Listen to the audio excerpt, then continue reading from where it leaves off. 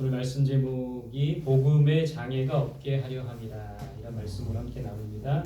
지난주 말씀을 좀 우리가 되새겨 보면요, 첫 번째 지식은 교만하게 하며 사랑은 덕을 세운다고 했습니다. 우리가 지식을 갖추기보다 사랑하며 살아야 되는 거예요.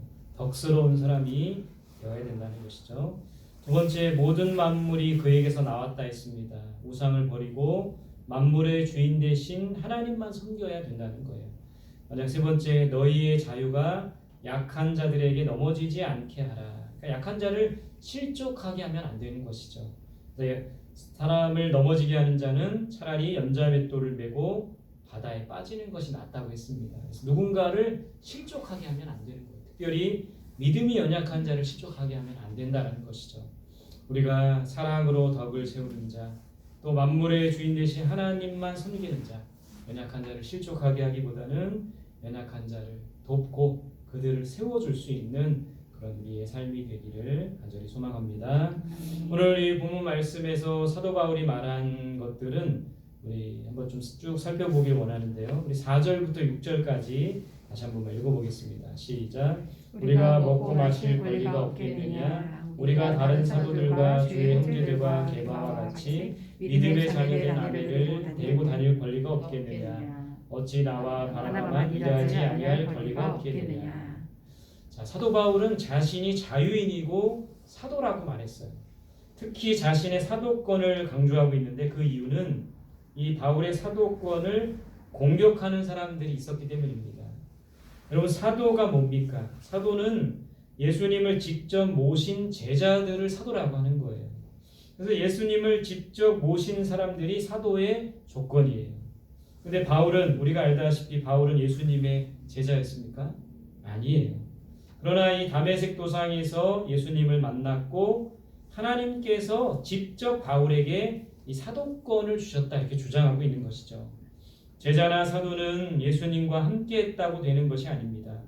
예수님을 믿었다고 되는 것이 아니에요. 여러분, 12명의 제자가 있었지만 그 중에 가룟 유다는 예수님과 함께 했지만 사도가 아닌 것은 예수님과 완전히 다른 삶을 살았기 때문이라는 거예요. 여기서 우리가 알 수 있는 것은 예수님과 함께 했다고, 예수님의 제자라고 사도가 아니라 사도는 예수님의 삶의 발자취를 따라가는 사람이 사도라는 거예요. 그런 사람이 바로 제자라는 것이죠. 우리가 교회를 다닌다고 다 예수님의 제자가 아닙니다. 예수를 믿는다고 해서 다 예수님의 제자가 아니에요. 오직 예수 그리스도의 삶의 발자취를 따라가는 사람이 사도이고 제자라는 것이죠. 마태복음 16장 24절에 보면 이에 예수께서 제자들에게 이르시되 누구든지 나를 따라오려거든 자기를 부인하고 자기 십자가를 지고 나를 따를 것이니라. 제자는 자기를 부인해야 합니다. 자기 십자가를 지고 예수님을 따라가야 그것이 참 제자이며 참 사도라는 거예요. 저와 여러분들이 예수님의 삶의 발자취를 따라가고 예수님이 가신 길, 그 십자가의 길을 걸어가는 우리 모두가 되었으면 좋겠습니다. 바울은 자신이 사도로서 여러 가지 권리가 있다고 했어요. 4절부터 6절까지 보면 먹고 마실 권리가 있다고 했습니다. 결혼하여 아내를 얻을 권리가 있었다고 해요. 일하지 아니할 권리가 있다고 합니다. 이게 무슨 말일까요? 일하지 아니할 권리가 있겠느냐? 나와 바나바만 일하지 아니할 권리가 없겠느냐? 그러니까 일하지 아니할 권리가 있다라고 말하는 건 무슨 말입니까? 다른 일을 하지 않고 주의 일만 할 권리가 있다라는 거예요. 모세의 율법에 곡식을 밟아 떠는 소에게 망을 씌우지 말라고 했습니다. 무슨 말입니까? 일하는 소도 먹을 권리가 있다라는 것이죠. 일하는 소는 당연히 먹을 것을 제공해 주어야 한다라는 것이죠. 그와 같이 주의 일을 감당하는 자들은 먹을 것과 입을 것과 쓸 것을 제공해 주어야 한다, 그 말인 거예요. 신령한 것, 말씀을 뿌렸기에 육적인 것, 먹고 마시는 것을 거두는 것은 당연한 것이다. 바울은 이런 말을 하고 있는 겁니다. 여러분, 요즘에 일하는 목회자라는 말이 있어요. 일하는 목회자가 점점 늘어가고 있습니다. 그러니까 일을 하면서 목회 사역을 감당하고 있는 목회자들을 말하는 거예요. 그래서 어떤 목사님은 목수를 하면서 목회를 하십니다. 또 카페를 하면서 목회를 하셔요. 또 라이더, 배달하는 라이더 아시죠? 배달 라이더를 하면서 목회를 하시는 거예요. 택배를 하면서 목회를 하십니다. 저도 한 달에 한 번씩 이제 목사님, 이 지역의 목사님과 책 모임을 하는데 6명이 모여요. 그 중에 4명은 일을 하시고 2명, 저하고 저를 포함한 또 다른 목사님 2분은 일을 안 하세요. 그래서 요양원을 하시는 목사님도 있고, 또 우리 그 모임하는 목사님 중에는 에어컨 설치를 하는 목사님도 있어요. 작은 도서관 컨설팅을 하는 목사님도 계시고, 특수 조명을 하고 계신 목사님도 있어요. 그러니까 저하고 다른 한 분만 일을 하지 않고 목회 사역을 감당하는 겁니다. 이렇게 이 일하는 목회자들이 점점 늘고 있고 많아진다는 것이죠. 근데 정말 목회 사역만 할 수 있다는 것은 은혜이고, 또한 그렇게 할 수 있도록 우리 교회와 성도들이 배려해 주시고 섬겨 주시는 것이 감사하다는 겁니다. 일하는 목회자들을 보면 대부분 사례비를 충분히 받지 못해서 일하는 경우가 많이 있습니다. 또 대부분 어려운 소형교회 목사님들이나 개척교회 목사님들이에요. 문제는 일을 하다 보니까 목회에 집중하기가 어려운 거예요. 그래서 목회에 집중하지 못하니까 교회가 성장하기 힘들고, 또 이것이 계속 반복되는 것이죠. 목회에 전념하지 못하고 계속 일만 하게 되니까 그것을 벗어나야 되고, 또 교회가 그만큼 안정적이고 부흥해야 되는데 목회에 집중하지 못하니까 목회도 어렵게 되고, 결국 그것이 반복되는 것이라는 겁니다. 이 일하는 목회자에 대한 정답은 없습니다. 각자가 부르심 앞에 순종하는 것입니다. 일하는 목회자로 부르심을 받았다면 그 부르심에 순종하면 되고, 저처럼 일하지 않는 목회자로 부름받았다면 일하지 않는 목회자로 각자의 부르심에 순종하면 된다는 것이죠. 바울은 일하는 목회자였습니다. 자신도 마땅히 말씀을 전하는 자로서 대접을 받을 수 있지만, 자신은 말씀을 전하는 자로서 말씀을 전하는 그것으로 먹고 살 수도 있지만 그렇게 하지 않는다고 했습니다. 그 이유가 무엇입니까? 우리 본문 12절에 그런 이유에 대해서 말하고 있어요. 12절 같이 봅시다. 시작.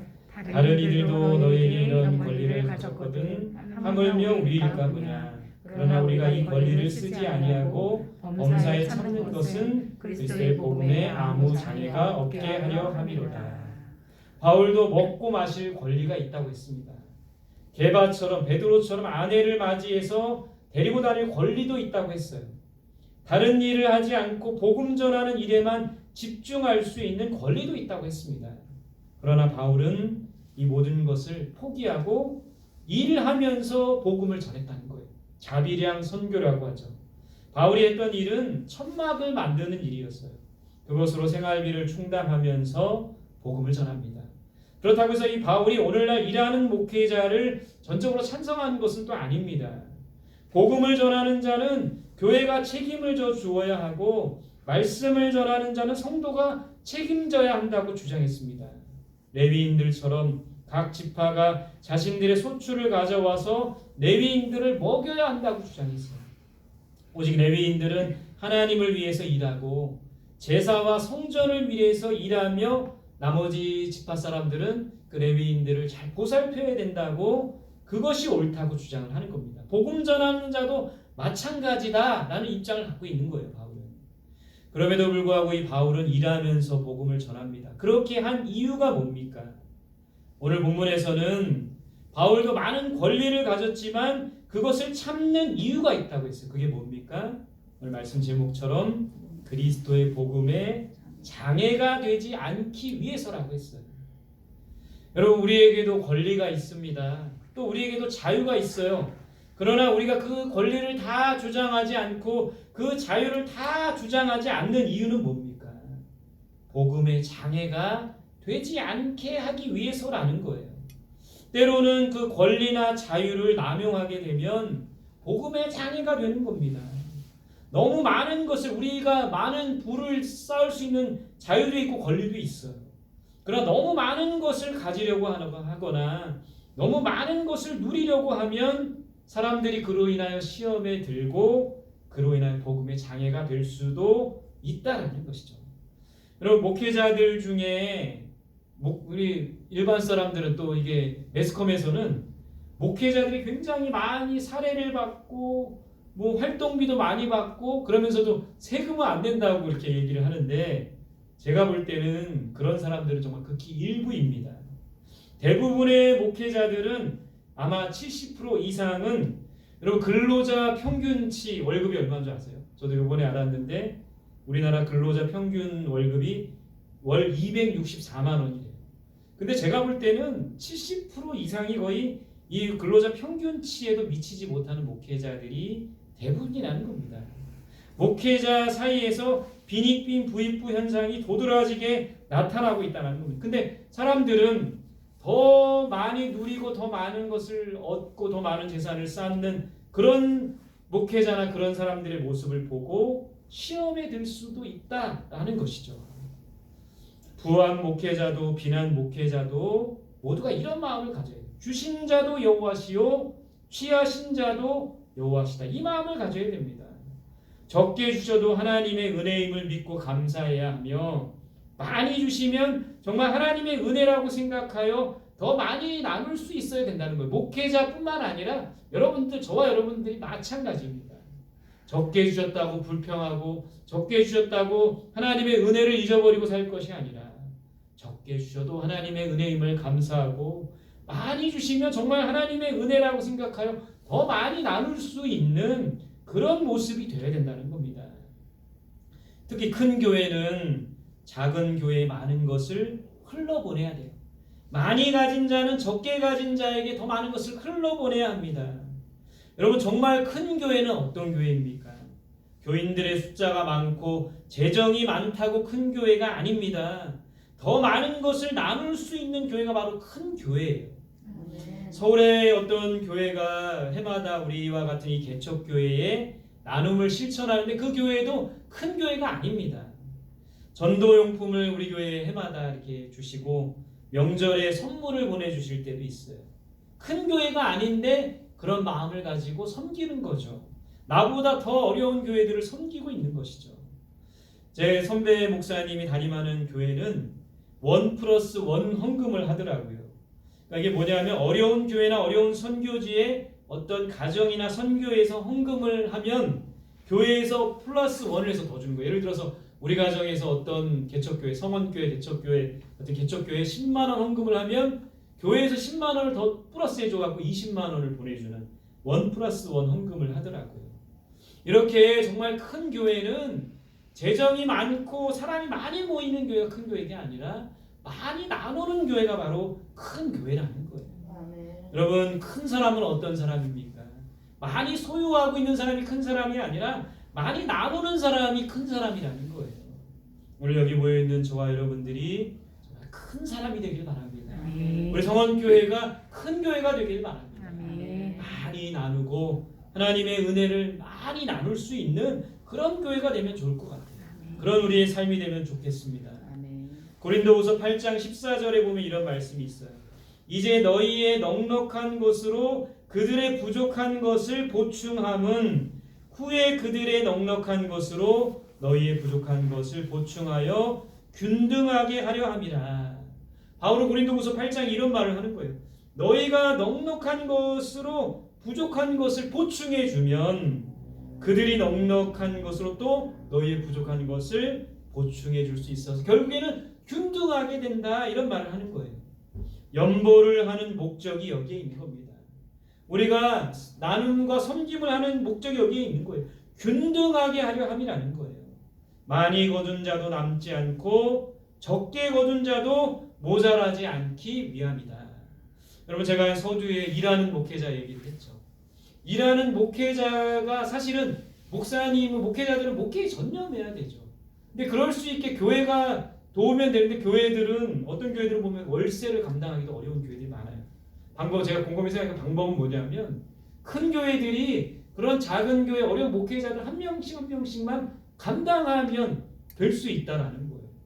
큰 교회들은 재정이 여유가 많아가지고 땅도 사고 뭐 적금도 들고 많은 것들을 하기보다는 어렵고 더 가난한 자들 그런 목회자들 그런 교회에 나눌 때 균등하게 하시는 하나님의 은혜를 우리가 경험할 수 있다라는 것이죠.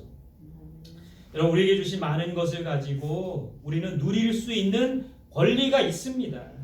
그러나 바울이 그것이 복음의 장애가 되지 않도록 해야 된다고 했어요. 여러분, 내가 가지고 있는 하나님이 나에게 주신 물질 가지고 여러분들 누려도 돼요. 좋은 거 사 먹어도 되고, 좋은 옷 입어도 되고, 좋은 가방 매도 되고, 그런 권리가 있어요. 그러나 우리가 곰곰이 생각해 봐야 될 것은 복음의 장애가 되지 않도록, 오히려 우리가 누릴 수 있는 권리를 포기하면서 복음이 더 확산될 수 있다면 그것은 하나님이 기뻐하시는 일이라는 겁니다. 우리에게 주신 많은 물질과 복을 나를 위해서만 사용하지 말고 복음과 하나님의 나라를 위해서 사용하기를 바랍니다.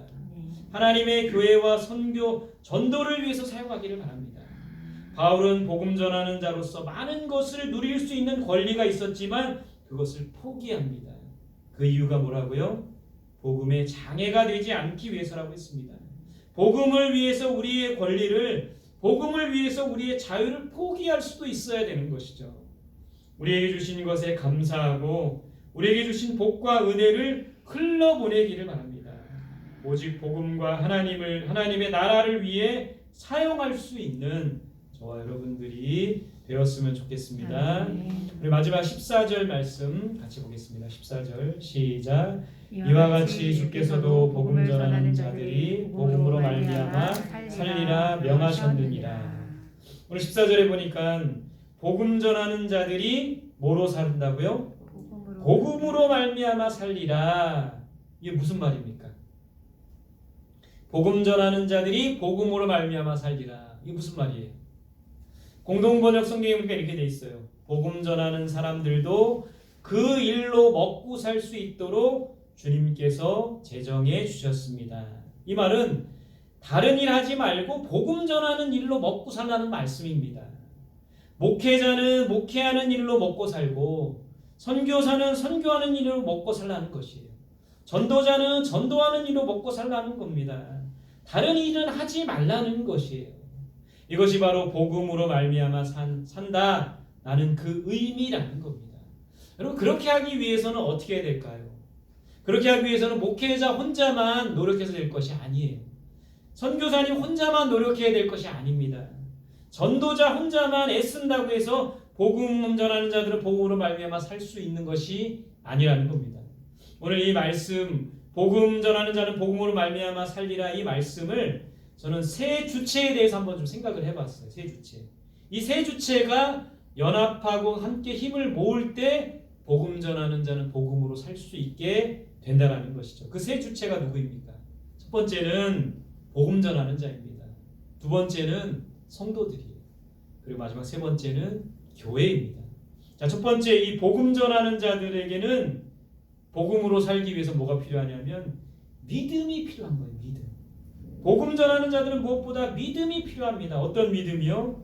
주의 일을 하는 자들은 주님이 책임지신다, 이런 믿음이 필요한 거예요.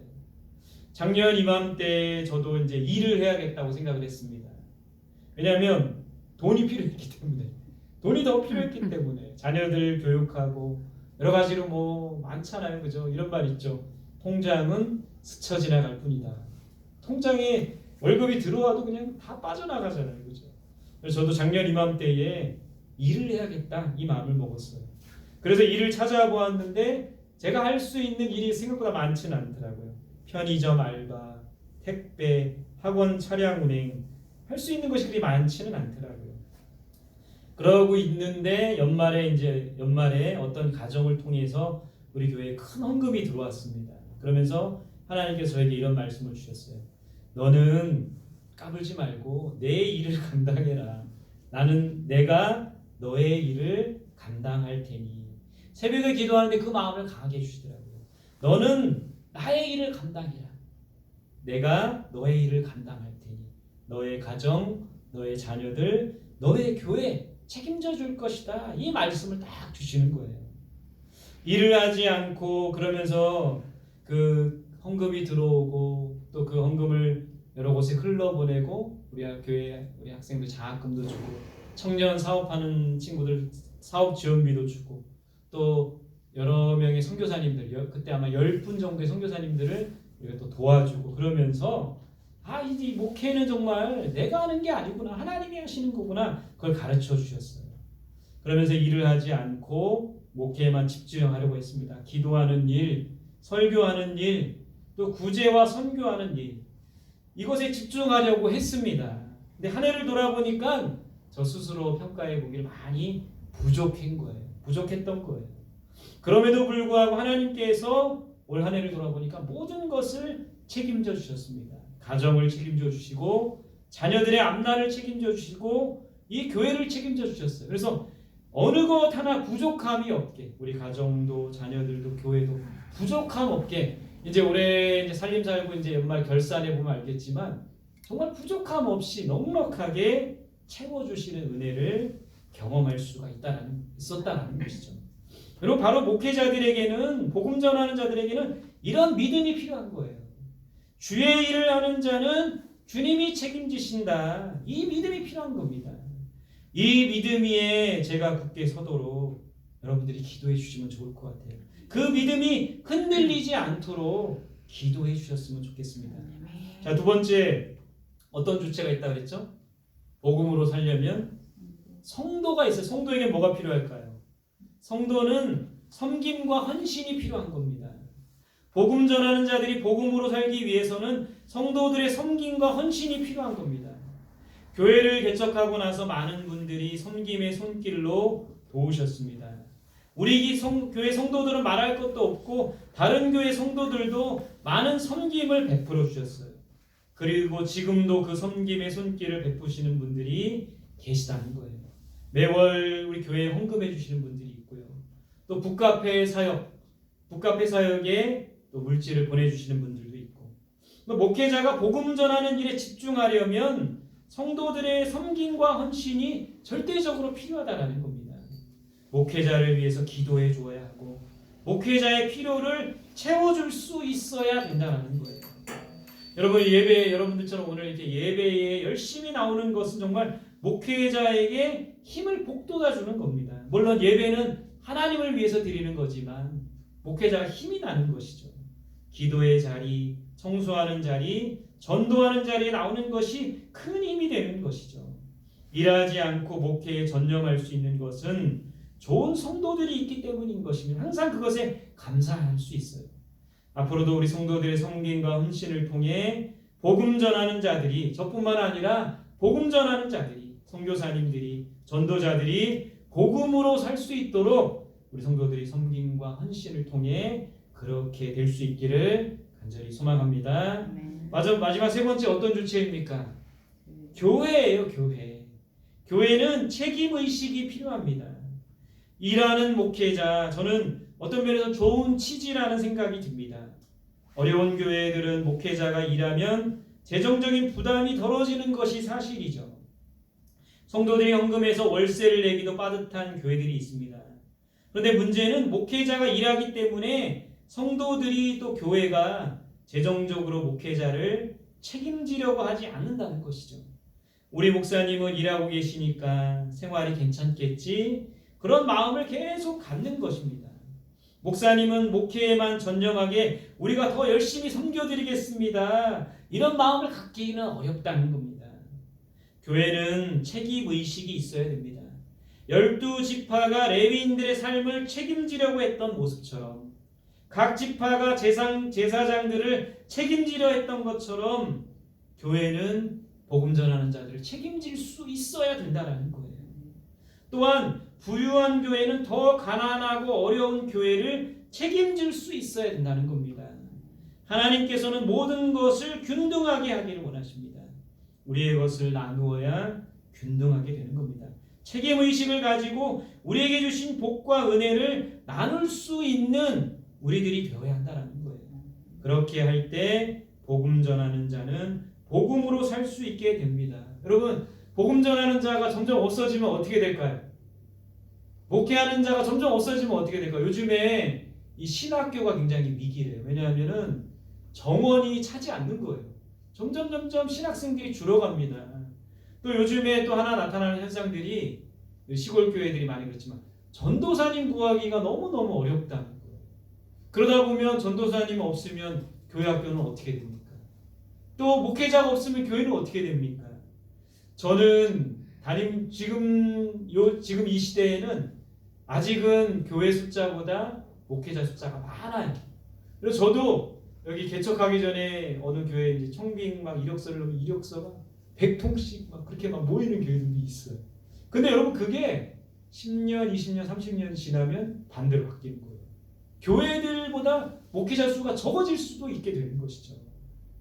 복음 전하는 자들이 복음으로 살 수 있게 해야지만 그들이 정말 목회에 집중하고 그렇게 할 때에 목회자들이 여러분 이 교육전도사님들이 교회에 교육전도사를 안 하는 이유가 또 한 가지가 있는데 그게 뭐냐면 다 그런 건 아니겠지만 교회에서 이제 교육전도사님 하면은 뭐 50만 원, 60만 원 적게 받잖아요. 그렇죠? 근데 택배하면은 주말에 택배하면은 더 많이 번대요. 그래서 교육전도사 일을 안 하고 택배하거나 배달하는 그런 신학생들이 종종 있다라고 합니다. 뭡니까 이제 복음 전하는 자는 복음으로 살 수 있게끔 해야지만 그들이 온전히 더 주의 일에 감당할 수가 있는 것이 아니겠습니까? 복음 전하는 자들은 믿음이 필요해요. 주의 일을 하는 자들은 주님이 책임지신다. 이 믿음으로 살아야 되는 게 맞습니다. 성도들은 섬김과 헌신이 필요해요. 또 교회는 책임감을 갖고 책임의식이 필요한 겁니다. 그렇게 할 때 정말 복음 전하는 자는 복음으로 살게 되고 결국에는 그런 자들이 많아질 때 교회가 평안하게 든든히 서가게 되고 교회의 숫자도 자꾸 줄지 않고 늘게 되고 부흥하게 될 수가 있다는 겁니다. 여러분 바로 이런 복음 전하는 자가 복음으로 살지 못하면 그것은 우리 교회 한국교회의 위기이기도 하고 그렇게 되면 우리의 신앙의 위기이기도 하고 우리 다음 세대는 정말 신앙을 완전히 잃어버리는 그런 세대가 하나님을 알지 못하는 세대가 될 수도 있다라는 것이죠. 그런 책임의식을 갖고 복음 전하는 자는 복음으로 살 수 있도록 그렇게 섬기고 헌신하는 우리 모두가 되었으면 좋겠습니다. 또 우리가 많은 것을 누릴 권리와 자유가 있지만 복음의 장애가 되지 않게 하기 위해서 복음의 장애가 된다면 그 권리도 포기할 수 있는 그런 우리의 삶이 되기를 간절히 소망합니다. 아멘. 함께 기도하겠습니다. 오늘 주신 말씀 기억하며 우리 함께 기도하겠습니다. 하나님 정말 우리가 권리가 있고 자유가 있지만 복음의 장애가 되지 않게 하여 주시고 우리에게 주시는 많은 은혜와 복을 나누며 살 수 있는 누리며 살 뿐만 아니라 나누며 살 수 있는 우리 모두가 되게 하여 주옵소서. 하나님 복음 전하는 자들이 복음으로 살게 하여 주옵소서. 목회하는 자는 목회하는 일로 또 선교사는 선교하는 일로 전도자는 전도하는 일로 먹고 살 수 있도록 성도들이 섬김과 헌신을 다하며 교회는 또 책임감을 갖고 그들을 책임지며 복음 전하는 자들은 믿음으로 살 수 있게 하여 주옵소서. 그리하여 이 어려운 때에 복음 전하는 자들이 더 많아지게 하여 주시고 교회가 더 든든히 서가게 하시고 교회가 더 부흥케 되는 역사가 있게 해달라고 오늘 주신 말씀 기억하며 함께 기도하도록 하겠습니다. 함께 기도합니다. 하나님 아버지 감사합니다. 오늘도 우리에게 귀한 말씀 주셨습니다. 복음의 장애가 없도록 살아가게 하여 주시고 우리에게 많은 권리와 자유를 주셨지만 이것이 복음의 장애가 된다면 권리도 포기하고 자유도 포기할 수 있는 우리 모두가 될 수 있도록 하나님 함께하여 주시기를 간절히 간구드리고 원합니다. 아버지 하나님 우리와 함께하여 주시는 주님을 찬양합니다. 영광 받아 주시옵소서. 임마누엘 하나님 함께하여 주시고 정말 복음 전하는 자는 복음으로 살 수 있도록 그렇게 마음을 다해 섬기며 희생하며 나눌 수 있는 우리의 삶이 되게 하여 주옵소서. 교회가 복음 전하는 자들을 책임지게 하여 주시고 또 복음 전하는 자는 믿음으로 살 수 있도록 믿음을 다해 살아갈 수 있도록 인도하여 주옵소서. 어떤 교회가 큰 교회입니까? 나누는 교회가 큰 교회입니다. 어떤 사람이 큰 사람입니까? 나누는 사람이 큰 사람인 것을 알고 우리에게 주시는 많은 권리와 복과 자유가 있지만 나누며 살게 하여 주시고 균등하게 하시는 하나님의 은혜를 경험할 수 있는 우리 모두가 될 수 있도록 인도하여 주옵소서. 하나님 오늘 바울을 통해 우리에게 주신 말씀과 같이 우리에게 많은 권리가 있고 자유가 있지만 복음의 장애가 되지 않게 하여 주시고 복음의 장애가 된다면 권리조차 자유조차 포기할 수 있는 우리 모두가 되게 하여 주옵소서. 복음 전하는 자들은 복음으로 말미암아 산다 했습니다. 목회자는 목회하는 일로 살게 하시고 선교사는 선교하는 일로 살게 하시고 전도자는 전도하는 일로 살 수 있도록 우리 성도들이 마음을 다해 섬기며 헌신하게 하시고 교회는 책임감을 갖고 그들을 책임질 수 있는 우리 모두가 되게 하여 주옵소서. 복음 전하는 자들이 특별히 믿음으로 살 수 있도록 우리가 함께 마음을 다해 기도하며 도울 수 있도록 인도하여 주옵소서. 그리하여 아버지 하나님, 이 한국 교회가 쇠락하지 않게 하여 주시고 교회가 없어지지 않게 하여 주시고 복음 전하는 자들의 숫자가 자꾸 줄어가지 않게 하여 주시고 날마다 흥하게 되며 날마다 부흥케 되는 이 한국 교회가 될 수 있도록 인도하여 주옵소서. 많은 어려움 가운데 있는 목회자들에게 믿음을 주시고 용기를 주시고 또 많은 교회들이 또 성도들이 그들을 위해 헌신할 수 있도록 도와주시고 섬길 수 있도록 도와주옵소서. 하나님께서 함께 하심을 믿사오며 예수님의 이름으로 기도드립니다. 아멘.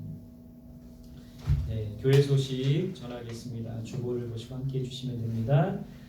이번 주 토요일 25일입니다. 성탄 감사 예배 드립니다. 우리 감사 찬양 예배로 드리도록 하겠습니다. 성탄 감사 헌금은 어려운 이웃들과 함께 나누려고 합니다. 마음을 다해 또 봉헌해 주시기 바랍니다. 송구 영신 예배는 우리 개인별로 가정별로 드립니다. 다음 주 주일에 오시면 순서제를 나눠드립니다. 꼭 가정에서 예배 드려 주시기를 부탁드리겠습니다. 나머지 광고 우리 주보를 참고해 주시기를 바랍니다. 찬송 323장 찬송 드리겠습니다. 323장입니다.